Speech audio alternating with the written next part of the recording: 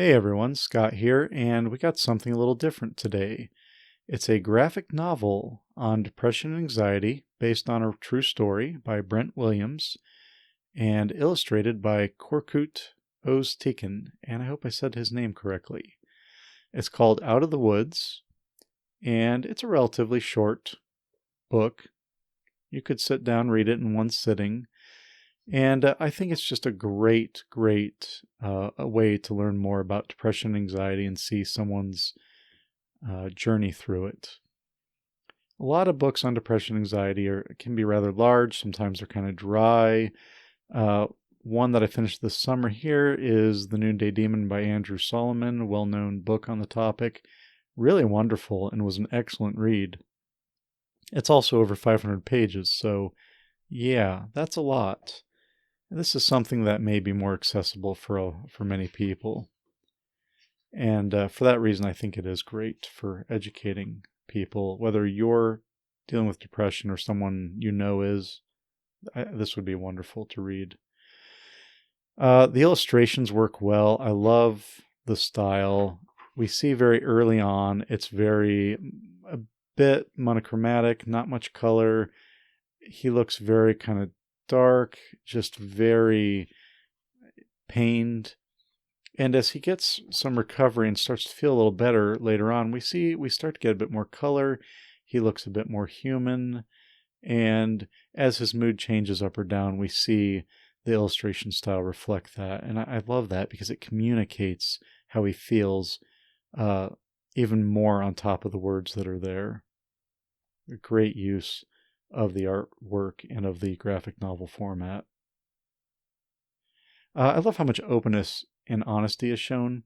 We see a lot of parts from his life, things that happened, a panic attack in a grocery store, his hesitations about seeking care from his doctor and taking medication, his struggles to find a therapist, memories of the past that come up as he recovers and seeks counseling. Recovery is hard and it's not a linear progression, and we see all that in painful detail in the story. I love little details like we see Trex's mood on paper. It's something I did in a similar fashion. And we see how it does just go up and down, and the disappointment that can come when you've been feeling better for a few days and then you feel bad again. It's part of the process, and sometimes something that he conveys well.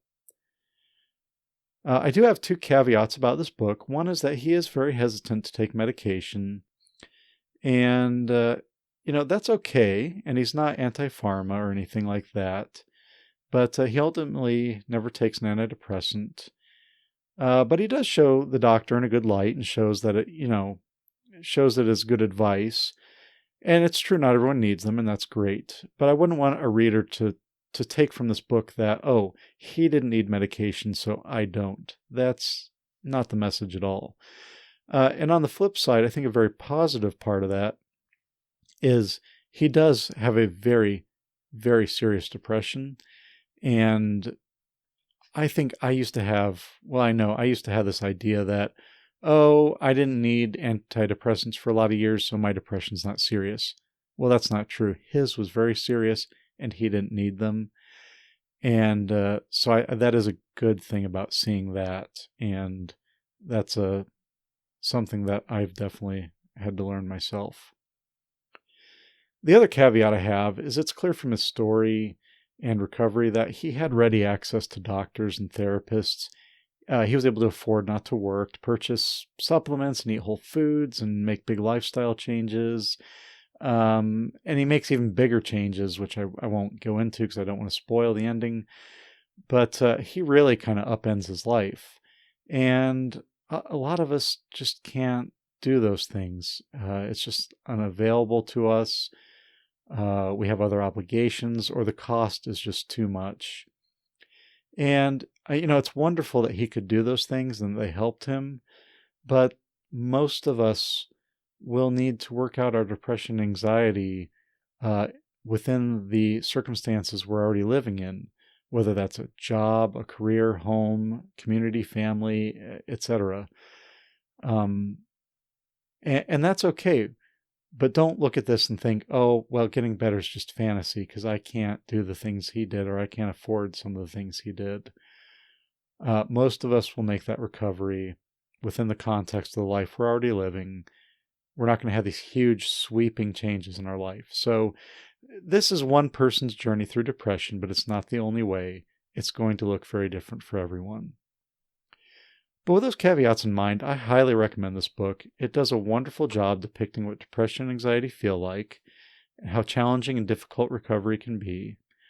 I thoroughly enjoyed it. I will definitely read it again and would highly recommend it to others, especially if you feel like you've wanted to learn more, but you don't want to sit down and read a big fat book from some doctor about all the history and all the kind of book knowledge of depression. This is about experience, about what somebody went through and what their recovery looked like. Anyways, if you have anything you'd like to share, please do so in the comments below. As always, if you found it helpful or entertaining, please click like. And if you'd love to see more of my videos, book reviews, Bible reviews, I invite you to subscribe. I thank you for watching. God bless, and we'll see you for the next one.